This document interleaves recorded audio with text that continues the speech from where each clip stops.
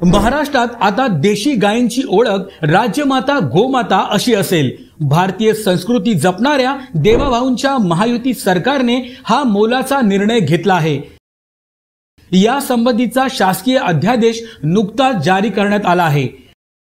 महाराष्ट्रात देशी गायींच्या संख्येत वाढ करून त्यांचं संवर्धन करण्याच्या दृष्टीने देशी गायींच्या पालन पोषणासाठी पशुपालकांना प्रेरित करण्यासाठी हा महत्त्वाचा निर्णय घेण्यात आला आहे। राज्यात देशी गायींच्या संवर्धनासाठी प्रति गाय प्रतिदिन 50 रुपये अनुदान देण्यात येईल।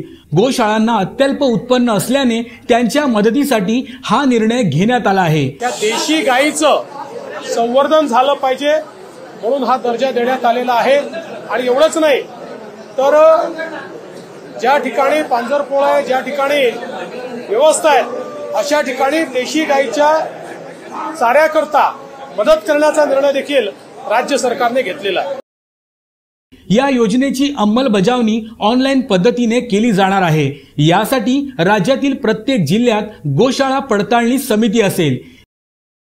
या निर्णयामुळे गोमातेचं रक्षण होणार आहे। गायीला गोमातेचा दर्जा देण्याची प्रलंबित मागणी महायुती सरकारने पूर्ण केल्याने हिंदुत्ववादी संघटनांनी महायुती सरकारचे आभार मानले आहेत।